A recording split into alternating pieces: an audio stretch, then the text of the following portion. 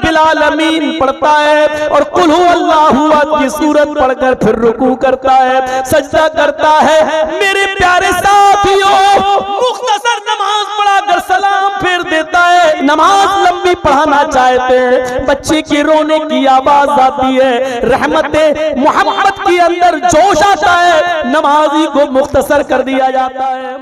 ये कौन सा जज्बा था? जरा गौर करें इस रहमत के ऊपर भी कि आप नमाज पढ़ा रहे हैं। अल्लाहु अकबर। गैरिल मग़दूबि अलैहिम वलद्दाल्लीन।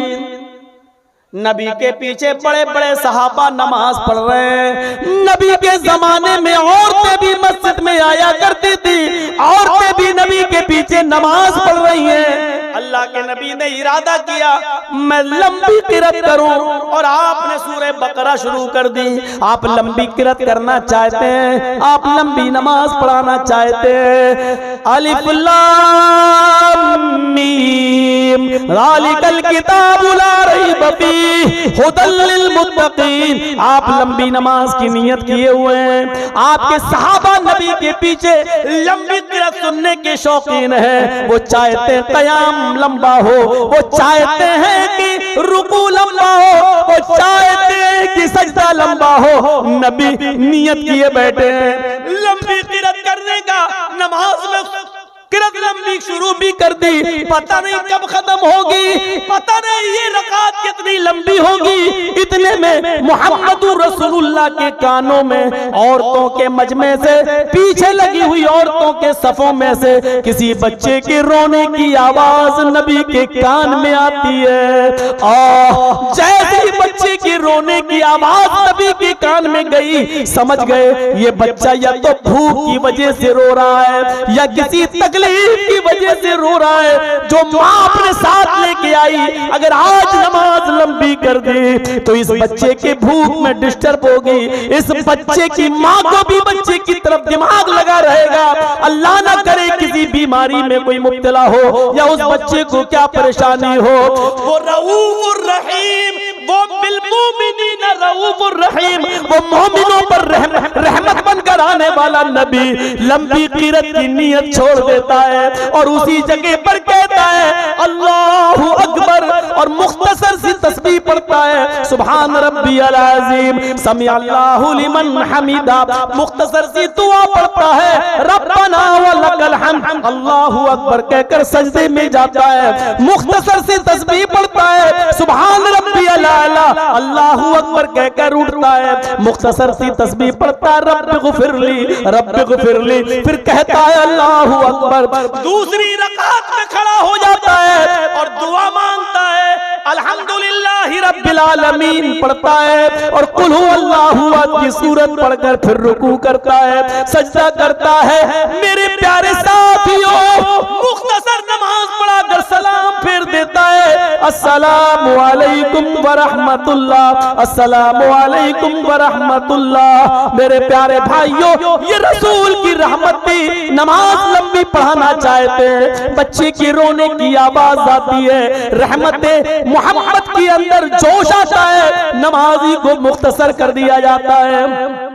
सलाम फेरा जाता है और सलाम फेरने के बाद दर्स देते हैं और कहते हैं कि आए लोगों, अगर तुम में कोई किसी भी कौम का इमाम बनाया जाए, अगर तुम किसी की इमामत करो, नमाज पढ़ाने की ड्यूटी तुम्हें दे दी जाए, तो याद रखना अगर अकेले नमाज पढ़ना हो तो चाहे जितनी लंबी पढ़ना, चाहे जितनी दुआ मांगना, चाहे जितनी लंबी पढ़ना, लेकिन अगर तुम्हें नमाज पढ़ाने के लिए खड़ा कर दिया जाए तो तुम नमाज बहुत ही मुख्तसर पढ़ाना, बहुत ही छोटी पढ़ाना, इसलिए कि तुम्हारे पीछे नमाज पढ़ने वाले बूढ़े भी होते हैं, तुम्हारे पीछे नमाज पढ़ने वाले कमजोर भी होते हैं, तुम्हारे पीछे नमाज पढ़ने वाले ज़ईफ भी होते हैं, तुम्हारे पीछे नमाज पढ़ने वाली औरतें भी होती हैं और बच्चे भी होते हैं। जब तुम किसी कौम की इमामत करो तो नमाज मुख्तसर पढ़ाओ, नमाज छोटी पढ़ाओ। इमाम कायनात बूढ़ों का, बच्चों का,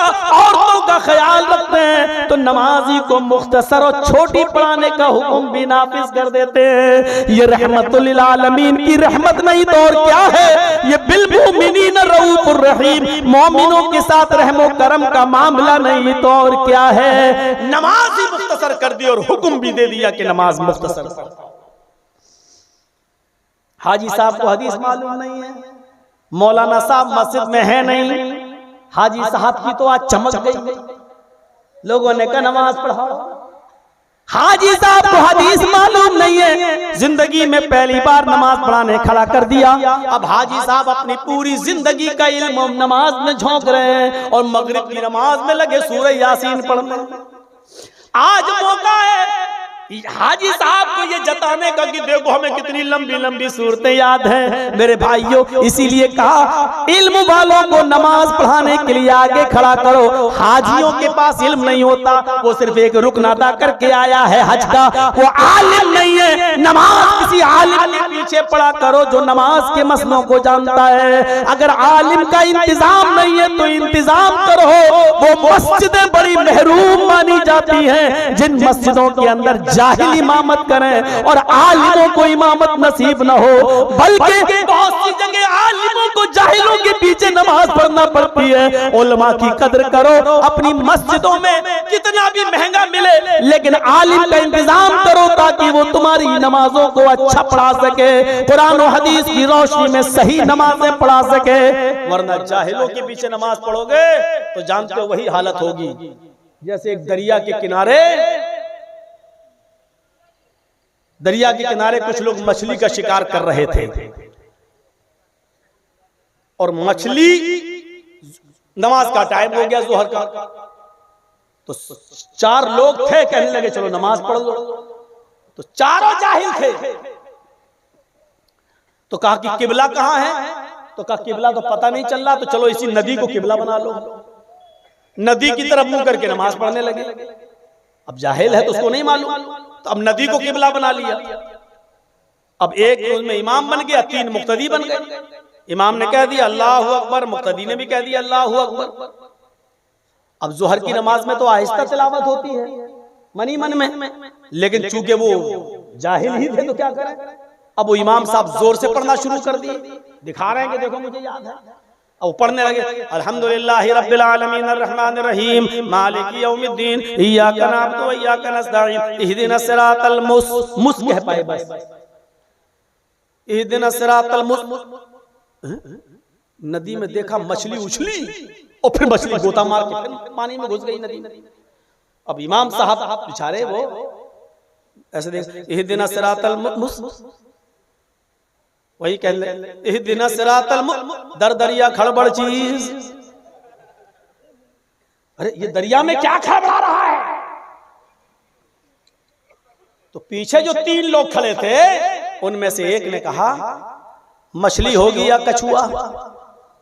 इमाम साहब नमाज में बोला नहीं जाता, खुद बोल रहा है। अरे इमाम साहब नमाज में बोला नहीं जाता, अरे मछली होगी या कछुआ, इमाम साहब नमाज में बोला नहीं जाता। अब दूसरा जो बगल में था पानी मार के कहता चुप चुप, तू क्यों बोल रहा है? जाहिलों को कौन बताए। अब जो दूसरा था वो कहता चुप चुप, तू क्यों बोल रहा है, नमाज में बोला नहीं जाता। तीसरा जो लास्ट में खड़ा था वो कहता अल्लाह तेरा लाख लाख शुक्र के मैं नहीं बोला।